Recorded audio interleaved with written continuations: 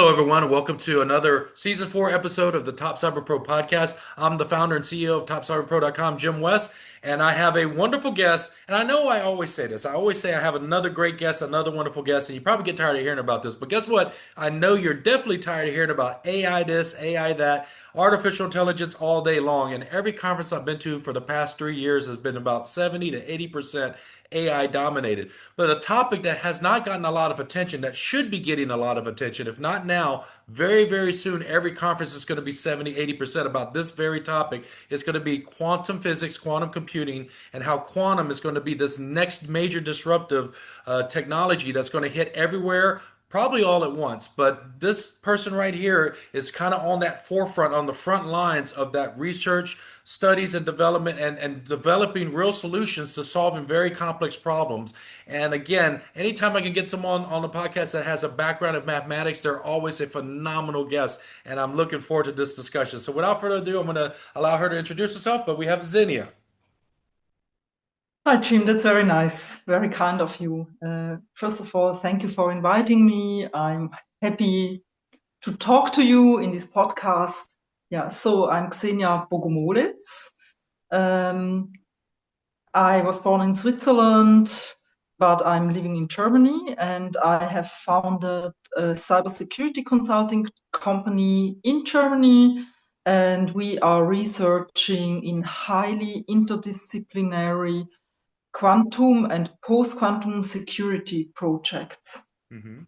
And that's a lot. That's a lot to unpack. A lot of folks, you've maybe heard of the term quantum, but the fact she was born in Switzerland. Switzerland has a company called Swiss Quantum, which is one of the early companies that did a lot of amount of research, and they still do a lot of work within particularly post quantum key distribution, which we're going to talk about these different things that Xenia touches and works with and studies and researches.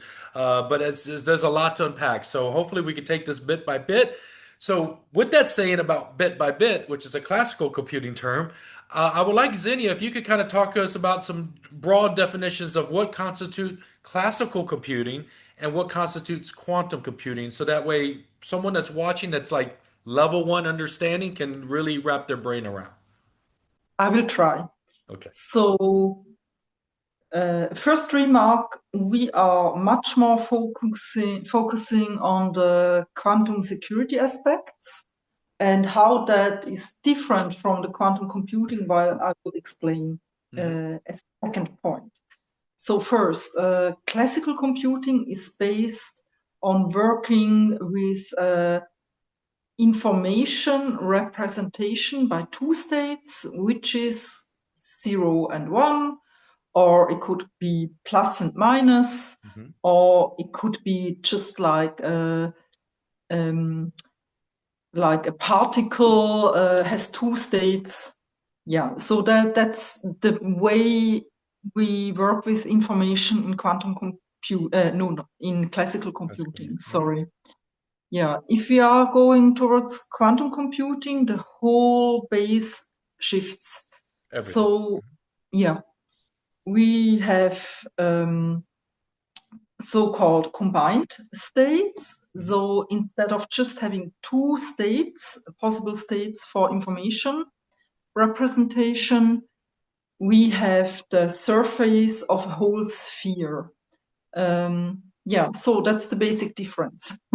And so this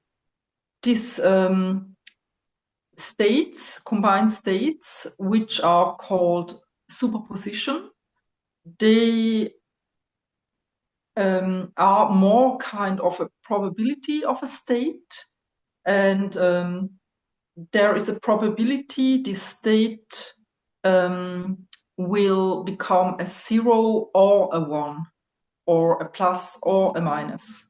Yeah. So the whole world of how information is handled is completely different.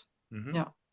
And what's And interesting is, IBM has done a lot of obviously R&D into this realm, yeah. this emerging technology. They have a free Mhm. program, and if anyone wants to check the description below, I have a link to it. It's called Qiskit, And Qiskit is their program to start teaching people how to develop, code for quantum circuits and to run, basic programming, because that's going to be another wave of disruptive technology once we start able to harness the power and have it to be, error proof to a certain measure. Then we'll be able to build applications against it, and that's just going to be a whole surge of just disruptions across every industry. But yeah, what I like about the superposition, there's a couple of properties of quantum. A lot of folks have heard about the two most popular, and that's probably all we're going to focus on in this call, this podcast. Is their superposition, which is that multiple states when you think of a sphere, and that third position. The best way I heard someone explain it to me, and again, it's still hard to wrap your brain around, but with classical, it's a one or zero, on or off, right? So if you think of a light switch, it's either on or off in classical computing. But with superposition, the lights can be on and off at the same time. And for most people, we can't wrap our heads around it. And that's why quantum physics is this whole field of study that is just mind blowing to even begin to think about. But what we're going to do is we're going to try to ground that back into coming back to mathematics, because the beautiful thing that someone told me long ago was when I was trying to wrap my brain around, algebra and calculus and these things in grade school, someone told me that was really, really smart, said math is just another way of speaking, another way of interpreting. And I love that Yeah, because it really puts a different that's true. perspective. Yeah, yeah. Yes. But And that's what they told us in the beginning of the studies. The first day they said, in the first year of math studies, you are going to learn the language of mathematics. the Yeah. language, yes. Yeah. So, Xenia, I know that you do so much work. You have projects. You sit on boards. You're a very busy person in this field. But I know you gave us that high level definition of what difference between classic and quantum. But let's talk a little bit more about what your company is trying to do. I know that as a mathematician yourself, and you have a lot of titles behind your name as well professionally. But what is the main goal of your business? The part about I read that it was trying to solve complex math problems. So could you give us a little bit better explanation about what the mission for that business is? Mhm. I believe it's Um, Quantex. My apologies, yeah, Quantex. yeah. The mission of Quantex is to enable innovative cybersecurity um, as quickly as possible for everyone, and therefore prepare the world, of course, as a small contributor. We are a very small company, but help preparing the world for future threats to information. So nowadays, like almost everything is digital information, even our money, right? Yes. And yeah, so that's why it's our mission to support this transfer as good as possible. Yeah. And I know a lot of folks that are, they're just thinking, well, isn't this, it's just math, isn't it just one plus one equals two? And I have to quickly let people know it is not so easy, because when you're dealing with something like cryptography and crypto or encryption algorithms, it's very complex mathematics that we're dealing with. It's not just a simple one plus one equals two, because if it was that simple, then anyone could compromise it, anyone could guess the key sequence, etc., or the pair. And so, trying to explain to people that there's a lot involved. When recently we had a lot of groups, mathematical teams, compete for the next of the PQC post quantum cryptography algorithms that got approved by NIST. And these are teams of some of the best, brightest minds in the world coming together to try to come up with approaches to doing, things like abstract algebra. We have number theory, but probably even more popular than all of that is the polynomial time-based encryption approaches. Because at the end of the day, when I talk to people about encryption, I say there's two things that matter the most to any algorithm. One is entropy. Entropy is another word for randomness. And the problem with mathematics on its simplest level, and I know, Zinni, you could probably re-explain it much more accurately than I'm going to, but I tell people that generally in math, an equation should always be consistent with what it results in. But when you're dealing with an encryption algorithm, you want it so complex that when it does produce a pair for decryption and encryption, that to reverse engineer it becomes almost impossible, right? And so therefore Exactly. entropy, the appearance of randomness, is that key space where it can generate, billions and billions of possible combinations, if not trillions of combinations in its key size pool. But that entropy also has the issue of time, because if you had a strong enough computer with brute force and it had whatever that limit of time is to protect that data to withstand the brute force effect. So you'll see a lot with quantum advancements in quantum chips, like Microsoft's announcement, Google Willow's chip announcement. You'll see, and Amazon is soon to announce their quantum chip numbers. You're going to see a lot of little bullet point statistics that's going to say it accomplished this equation run in 5-6 minutes that would take a traditional supercomputer 6 septillion years, or it's going to have a time associated with it, and it's going to say it did it in 5, 6, 7 minutes, what would take septillion, quintillion, whatever years. And it could be easily misleading because there's a lot of questions that people should ask, but people like Xenia here, that's in the mathematics world and community, they're going to look at those white papers and the actual release of the technical documentation so that it can be peer reviewed amongst industry to really scrutinize, well, what algorithm were they running? What was the problem they were solving for in that time frame? Because that matters. Because Google could have been running a particular routine for a very obscure problem. Microsoft could have been doing something else. So you can't always compare those numbers one to the other because it really is oranges and apples when it comes to these numbers. But it's whatever they want to put out for stakeholder interest of future rounds of investment. These things are very strategically released to the public. But I challenge people to at least get a little bit better understanding about the math that works behind these algorithms. Because we talk about encryption, cryptography, the two things that matter is entropy, randomness, and time. And so, with that being said, I know that you guys work also on a project with the Quant ID project, where you're working on a thing called QRNG. And just to kind of break the acronym down for folks, that's a quantum random number generator. So Xenia, could you tell us what that is and why that's very crucial for security purposes? Yes.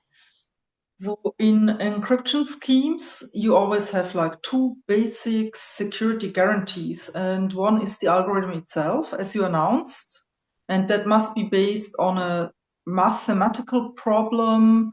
If we are talking about computational cryptography, not quantum cryptography, then it's a mathematical problem which must be as complex that it's not to be solved in acceptable time. Yeah, you put it down very nicely. I don't have to go deeper into that.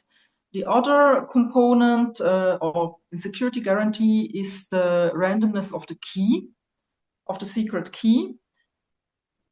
And yeah, that's where we need entropy. And as a matter of fact, the only source in nature that delivers true randomness are quantum mechanical systems. Hmm. Yeah. So we have a quantum random number generator that theoretically is based on this true randomness, but still it's like a physical device with side information. So any component could contribute with some deterministic noise as well, Hmm. like electric noise or like some temperature influence that could Hmm. cause the Interference, yeah. system to change. And what we do in QuantID, so we are 4 partners. The Fraunhofer IPMS Institute for Photonic Microsystems builds the QRNG, and the University of Regensburg, like the data security team and our small team, we work together on developing methods for the design of this QRNG and evaluation according to BSI criteria. Yeah, Excellent. so that's what we are doing, and we thought it was much more simple, Hmm. but we learned better. Yeah. And it's really great fun. It's also great to work with all these various experts, like the the expert who builds the QRNG in the lab is an experimental physicist.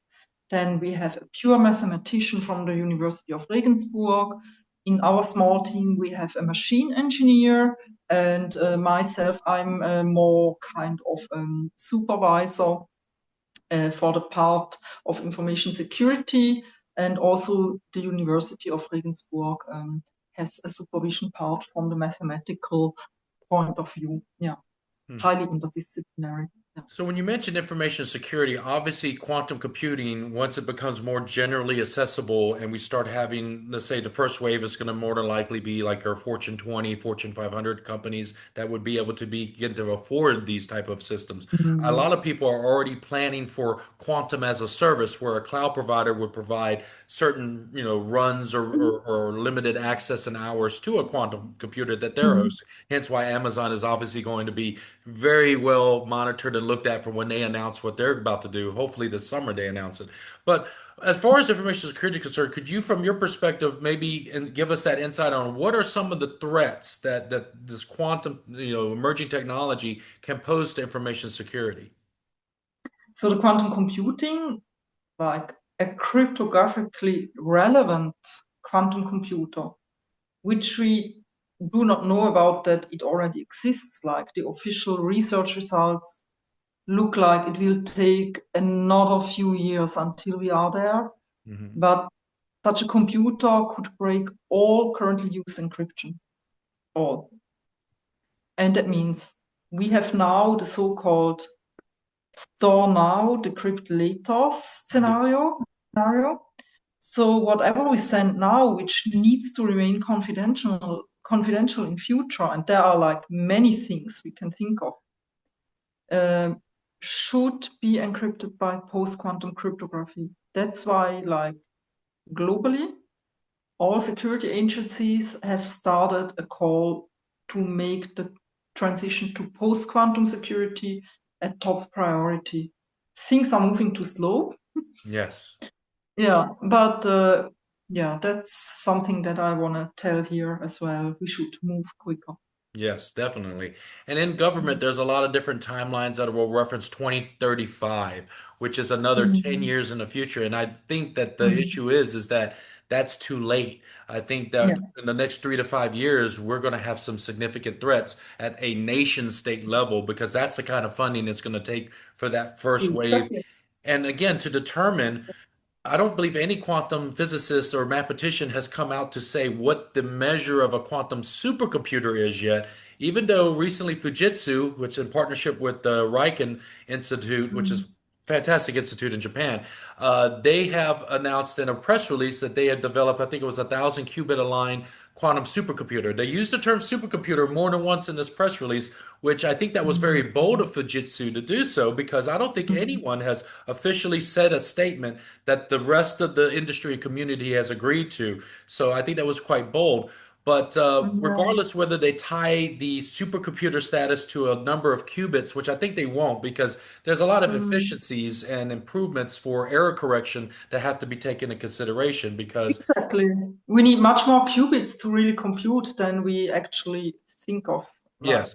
And a lot of folks, and they get wrapped yeah. around these numbers that the current, like Microsoft and Google AI, they have to kind of Mhm. temper it down because when people start thinking, oh, it can break, if it does this equation in 5 minutes, and that took 6 years for a supercomputer, oh, it can take down AES 256. Not necessarily, because they were Mhm. optimized with a thing called Grover's algorithm or Grover's iteration, which is an approach to a form of error correction because it's trying to condition that computer to do things out of a quantum search, if you will. It's the most simplest way I can explain it because it's searching through large data sets and data volumes. So they're focused on data searches and crunching large, chunks of information. And that's not necessarily the approach that one would take for going after an algorithm in cryptography. So until a team of mathematicians, because that's what it's going to take. It's going to take a team of mathematicians to come up with an algorithm, which is the approach for a quantum computer to condition its compute power to attacking a key space of a Yeah. quantum algorithm. And so we don't have that, at least it's not been published yet, to my knowledge. And Xenia, you can correct me if I'm wrong. But I believe Grover's iteration currently is only conditioned for large data set searches and analysis, not necessarily tearing down key space. You could apply it to key space. There are a Okay. few, like in the end, it's a database search as well. Like you have Okay. a whole set of values. And there are a few publications about applications like applying Grover to whatever, Okay. S8, So there we go. There, if it can be S880. applied, then they already have a head start. But I do believe Yeah. there is room for when they eventually start having teams of mathematicians come up with a more efficient algorithm for crypto systems. I think that's when it gets real dangerous. And there's Yeah. no time frame on that. Yeah. Yes. So have you heard about or heard of the quantum algebraic attack? It's a highly interesting No, I have thing. not. It combines like computer algebra methods with numerical methods and of course physics. Yeah. So um, like at the moment, it's not considered practical if you have a key that has equally many zeros and ones. And now we are looking like, I know now from our research, like even if you have perfect random source, you will have, of course, keys like maybe with only zeros Mhm. and Yeah. keys with maybe 256 bits. Only two of them are ones. Yep. That's natural. It's a part of the distribution of the output. Hmm. So mm, I'm sure something will be done with that Yeah. potential. And you're Mm. right, because if you can remove any percentage of those possibilities, you accelerate the time it takes to go. And even I think people don't think in terms of just because there's one day there'll be a real whatever is agreed as a Mm. quantum supercomputer, but we Mm. still have many hundreds and thousands of supercomputers that could be potentially used as a secondary processing resource to handle Mm. certain routines while the quantum is working on the bigger numbers to crunch and then sending down routines to the small. I think this is possible where you could have a grid Yeah. network, of regular supercomputers. And I speak out the example I'm going to use is China. China has at Mm. least 250 plus supercomputers. They stopped Mm. reporting to the top 500 list about 2, 3 years ago for a reason Mm. because they considered it national security to not publish their advancements in supercomputing. And so I Mm. think that with a country that would have, 250 plus supercomputers plus endless numbers of grid computing networks as well as botnets at its disposal could possibly Mm. leverage that compute power of classical computing, merging it with the quantum computing to run a significant attack against a key space. I think this is theoretically possible. And at the end of the Mm. day, it's all about time. Do they have enough compute to shorten the time frame of which, let's say, if it was a polynomial, time-based algorithm, that it would defeat those. So then we may have to see a shift in the future with PQC going back to the drawing board. We're trying to identify better, complex theory algorithms, or the favorite is abstract algebra. It will never end, Jim. It will never end. It will never And end. there is also another thing like people don't talk about, but you are talking about key spaces, and that's like the approach that you go if you look at the randomness and the possible keys. But what I would do, like, we have RSA and Mhm. Diffie-Hellman since like asymmetric cryptography. Yep. We have them more than 40 years. I would Yes. have started just generating one key pair after another if I was a secret service or a Yep. criminal. I would have made a huge database with key pairs where I can just look up, oh, do I have this public key already in my database? Yep. Yeah, okay.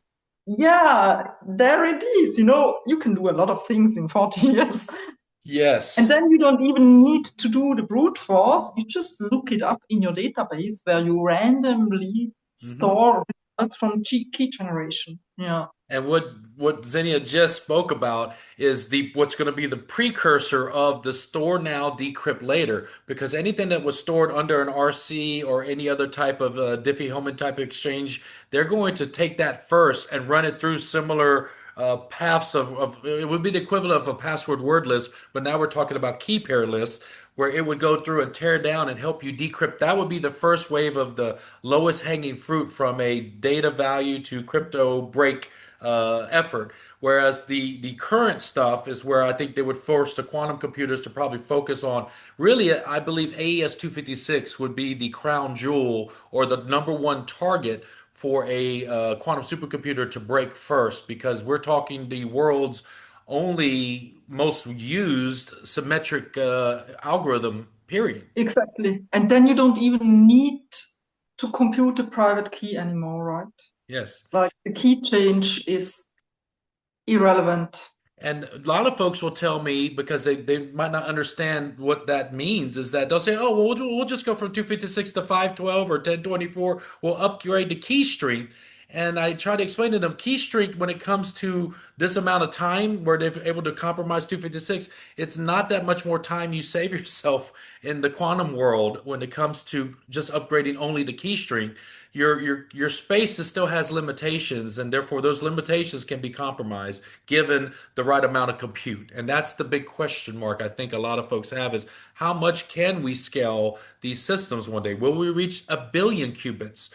It's all theoretically possible, granted the materials needed to make these circuits and so on and so forth. That will be a constraint, which I think is another discussion regarding rare earth elements and so on and so forth. But as it stands today, we're on what I think is the precipice of seeing quantum become a super major disruptive technology. So back to the work and research that you and your team does, Xenia. What are some of the perspectives you have? Like, if you had to say right now, what is your number one and two concerns for information security in the next, let's say, 3 to 5 years, or even up to the next 10 years, that your concern is that, hey, we have to solve these one, two problems really soon because it will be here before we know it? First of all, the very basic things like platform security. Because if you have like a bad key management, you can have the best algorithm, you can Hmm. have the most random key, the so-called advanced persistent threat attackers will find the keys and decrypt your data. Hmm. So that's the very first thing. And there are still a lot of gaps in the industry. I know it from my consulting job. And like fixing this has mostly to do with establishing real good human processes, like IT processes, and the choice of the right tools. Yes. Yeah. So, and in parallel, we should start implementing post-quantum security because that's the most cheap solution that we can integrate now for becoming future-proof. And in parallel, who can afford it? Do proof of concept for so-called quantum security for the use cases where it is practical and applicable. Hmm. Yeah, like Well, that means key exchange based on quantum mechanics, mhm. QKD. Yeah. Wonderful. And I Mm. think you're giving some great advice there is that people need to start now, not wait until there's Mhm. real world threats. They need to start now in preparation because preparation is everything. Planning and preparation. If an executive, a stakeholder, a security manager, or even just an IT person that says, wow, sounds amazing and interesting and scary all at the same time, what would be resources you would recommend for someone to start getting educated about the technology, about the advancements, and kind of get plugged in into the Mm. developments of this? Really, if you're like an end user, and with that I don't mean like yeah, it could also be a natural person, like, but I mean end user, like providers of critical infrastructure or just a business owner. Just start by reading the calls from the security agencies. Look for post-quantum security and the name of your security agency, yeah, your local or nation security agency, and they will provide the necessary information to get into the topic with a practical guidance on how to start. That's the important thing. You don't need to understand the mathematics or like the physics. Um, that's not needed. They give practical guidance on how to proceed. Yes. And with that being said, Mhm. if you're based in the United States or you're a federal government of the U.S. Entity, I will have the Mhm. link to the NIST PQC page that has all the information you could want about this subject, as well as a sign up that you could do for any updates or alerts on publications related to this as well. So that'll be here in the Mhm. description below.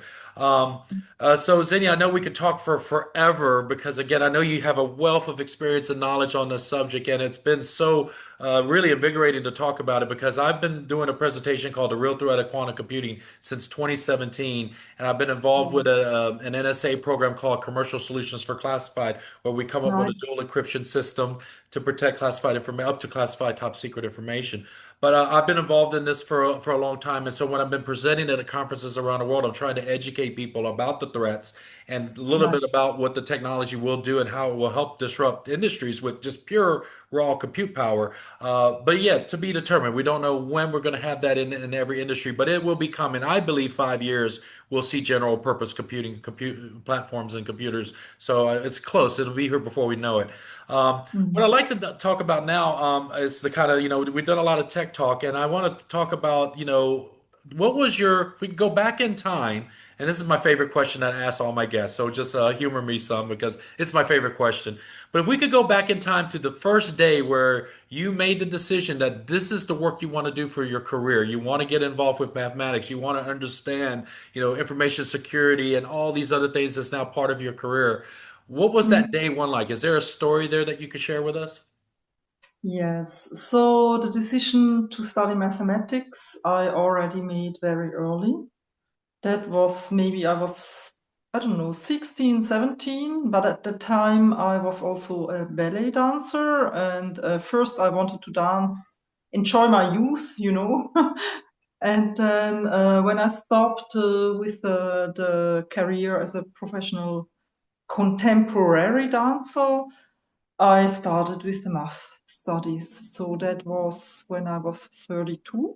Hmm. Yeah, I had a little son of 4 years. Yeah, and during the studies of mathematics, I gained interest in information security. Yeah, Well, that's how.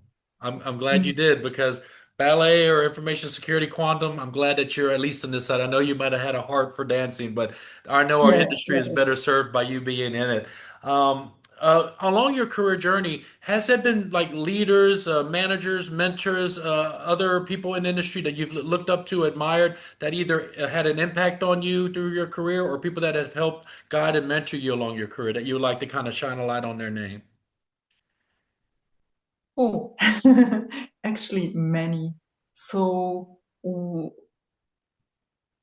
like one person at the university which I highly appreciated was Klaus Hulek.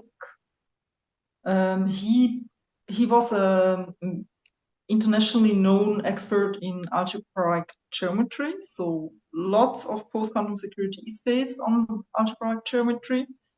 He was one of the mathematicians that learned to explain these complex things like to everyone, which is amazing, I think. Yeah, I don't want like there were other people also in that time that I highly appreciated. Also, like my professor, yeah, who did Anne Frübis-Krüger, who did amazing work also, and with a lot of female strength, really.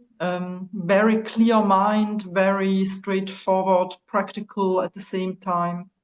Yeah, and afterwards in the information security projects and industry, I actually met a lot of managers where I realized like how many splendid minds we have that have no idea about mathematics, but the way they handle complex projects and people is amazing. Yeah. Mm, wonderful. Mm. In your Yeah. career and maybe something currently, what has intimidated you most, whether in your earlier career or maybe a challenge you're facing now that you're trying to work through and overcome? What has intimidated you the Mhm. most? Never the subject matter stuff.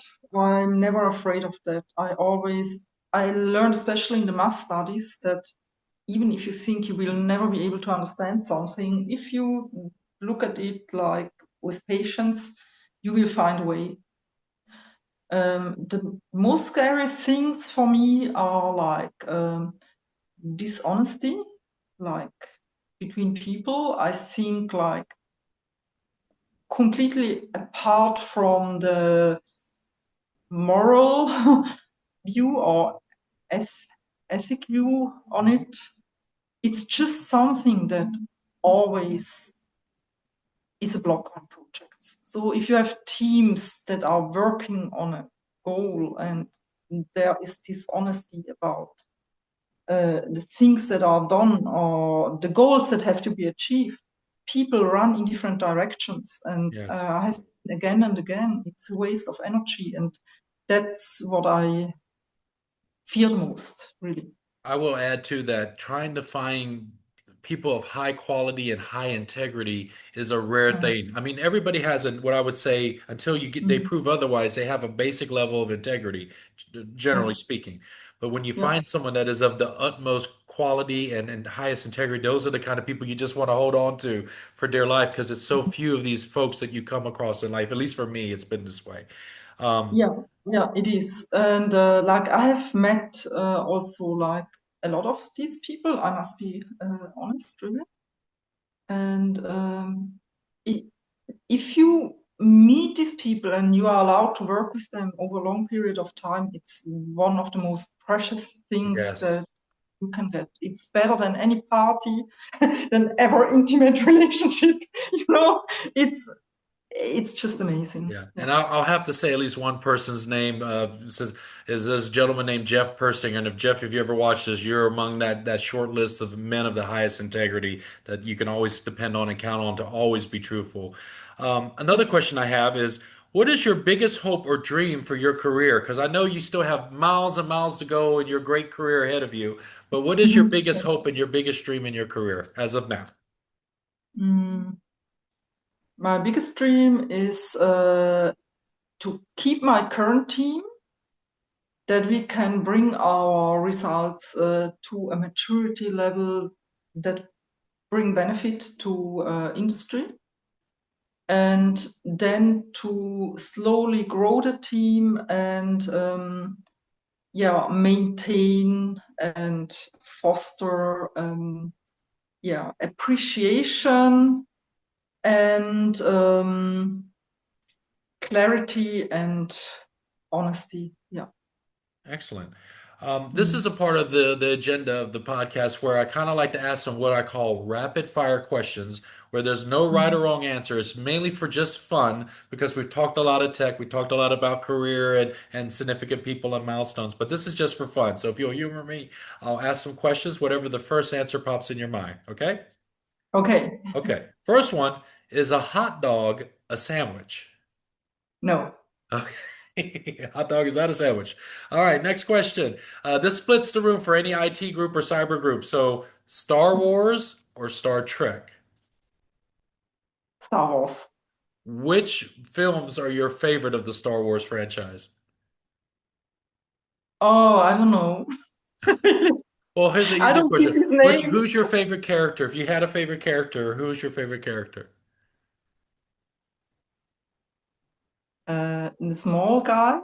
The green guy with the Sorry, I'm ears? very bad with this. Yoda? Yeah, yeah, yeah, yeah. Yoda. He Okay. like the way he talks, you know, and I really like him a lot. Yeah, yeah. Awesome. All right, cake or pie? Pie, What kind of pie? strawberry, Hot or cold strawberry pie? hot. Hot strawberry pie. All right. What has been your most favorite book of all time that you have read, and what's the last book you've read? Oh God. I'm It's a very long time ago that I read books, and the last books were all math books. That's fine. Okay, let's take the title Ebene algebraische Kurven. Okay. As long as it's on Amazon and you can give me an Amazon link, I'll put it in the description below. Yeah, I But what can is do that? that. What did that book teach you, or what was the book about regarding mathematics, if you don't mind me Yeah, it's asking? an introduction to algebraic curves, and it's called like a flat algebraic curves. So Uh-huh. they are in two dimensions only. Algebraic geometry is like you can have as many dimensions as you can imagine, or not even imagine anymore, and those really help to understand the basics of it. That's nice. You know, it's interesting when you mentioned about you could have multiple dimensions, and a lot of Yeah. folks, when I wrote a book series to help kids get interested in the STEM subjects, and My Gandalf, if you're comparing it to Lord of the Rings, my Gandalf was Archimedes, the Greek mathematician, also known as the father of pre-calculus. And in this Mhm. one of my books, I have a very exciting chapter that a lot of people praise me for, where it was his exhaustive method of how he would just keep running a mathematical routine, and so he was trying to approximate pi. And so within the Uh-huh. context of the story, he keeps running the math and he's doing slices of a circle is what he's doing, right? And he's doing Uh-huh. these slivers of a circle till he gets closer and closer to a number, but when you cut by half, then that half by half by half, you'll infinity keep cutting by Uh-huh. half. Because people don't realize just because it touches, there's still space there. And so, from a Exactly. mathematician perspective, he was getting infuriated that he couldn't get an absolute number because the number kept changing, right? And we know that Uh-huh. pi goes for many digits. So for Archimedes, it showed how he just got very frustrated in the context of my story. He was getting frustrated as a mathematician because the number wasn't absolute. And as a man of math, he wanted to keep doing the exhaustive method till he finally just said, I give up. It's at least this from this decimal space to here. So he approximated pi. And it's a very famous common story that they teach. But I love that you talked about multiple dimensions. It reminded me of his circle with the multiples of he was having it every time he couldn't get to the absolute number. But Yeah. anyhow, that's one of the things that's the beauty of mathematics, right? Um, That's a mind expansion. yeah. Mind expanding. Oh goodness, I got off track. I know a lot of professionals, we have a demanding day job, a career, family, and other obligations in life, but a lot of us do make time to contribute our time, our energy, sometimes donating our money to nonprofits, charities, or volunteer type work. Is there any work that you do that's passionate to you that you want to shine a light on? And if there is a website or link to that work they do, if you would share it with me, this is an opportunity to kind of shine a light on a nonprofit charity or volunteer organization that's doing some good in the world. Mm. We actually like my volunteer work is actually mm, only information security related. Like sometimes I helped with some standardization activities, or I'm helping with the QBN, so that's like a quantum business network in Germany, to bring these things also for other partners closer to people, or quicker to the industry. Yeah, so that's I'm very much engaged like that. Yeah. Okay. Mm. One thing that just came to mind, I said earlier in the podcast, and I always try to make sure I keep my word. Earlier in the podcast, I said we'll talk about the two different approaches to quantum computing. And of course, we talked a lot about superposition, which is probably going to be the most talked about one in regards to information security as far as defeating cryptography or doing large data crunching, etc. So superposition is this one. But the other one that's really popular that you'll hear a little bit about as well is called entanglement. And I just kind of want to fill in that gap. Entanglement is when Mm. the two particles become entangled, and therefore, no matter what distance is between them, they will both move in the same, they will both operate similarly. And with that Mm. probability, I'm sorry, not the probability, with that condition, it will create advancements into telecommunications. So currently, I think there's a few limited applications to other things other than telecommunications, but in my opinion, I believe that will bring us to the physical limits of telecommunications, meaning instantaneous telecommunications. So currently, if anyone keeps track of when we have to send a signal to like a satellite in space or one of the ones that are going far into the galaxy, it takes, several hours to days to send a signal there and have a signal return. Same thing with Mars. It takes time to broadcast a signal and receive one back. With entanglement, it will bring us to the theoretical physical limit of communications. And that is now where we're approaching things of like things that aren't bound by speed of light, because speed of light is a different condition altogether. But entanglement gives us a very special thing that will be instantaneous, no matter Mm. the distance, as well as we know it as of now. Now, that is subject to change as theories become proofs. And that's the thing, the beauty of science. There's a theory that we say this is the best, that we think this is going to operate, but it still must be tested. So when it comes to post quantum cryptography, I give this caveat to anyone listening. Because we don't have a quantum supercomputer that has been purposely engineered and designed to attack crypto spaces, I think it's very bold for a lot of organizations to say post-quantum cryptography is good enough. I believe we need many more algorithms in our future. I believe the first set that we have has yet to be truly stress tested by a quantum supercomputer. So to be determined, these first, what I'll call the first generation of PQC, may not be good enough when the first quantum supercomputers become real in our world. So if you're a young budding person that's got a little bit of interest in mathematics, I encourage you to go all in.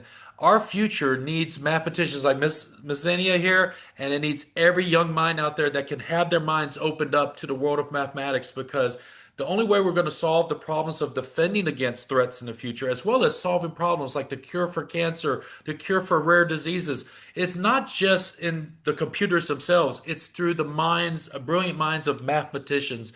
And I will be the first to just say it over and over and over again in my life. Our world does not have enough mathematicians. And when we think about all the advances, people think, oh, well, NASA invented this invention, that. NASA is run by mathematicians, engineers, and scientists. These are the professions that really are our heroes in our world. So I implore any young people that would ever watch this to this point, if you've watched this podcast episode to this very moment, that means you're very interested in the technologies and science that we're talking about. And I encourage you to keep pursuing a career in the sciences and technology and engineering and mathematics, because again, we need more And people in the physics. subjects. And physics. Thank you. Important. Physics, Um, very important. Yeah. Yes. Yeah. Well, Mhm. Xenia, thank you so much for the time you've given. I know you're super busy. And for all my guests, I would like to give you the last word. So any messages or guidance or things you'd like to say, the floor is yours. Yeah, I can just confirm what you just said. To the young people, dive into these topics. There are awesome jobs. You can have like really good life with nice people if you are not scared of difficult work. Wonderful. Yeah. All right. Well, I will put the link for her LinkedIn profile, and any other links that she provides me will be in the description below. Take the time to click the links to learn something new, because again, you're going to hear a lot more about this, folks. Quantum computing is not going away. So with that, thank you for watching the Top Cyber Pro podcast, and thank you, Xenia, for being my guest today. Thank you, Jim. It was very nice. Thank you so much. Bye.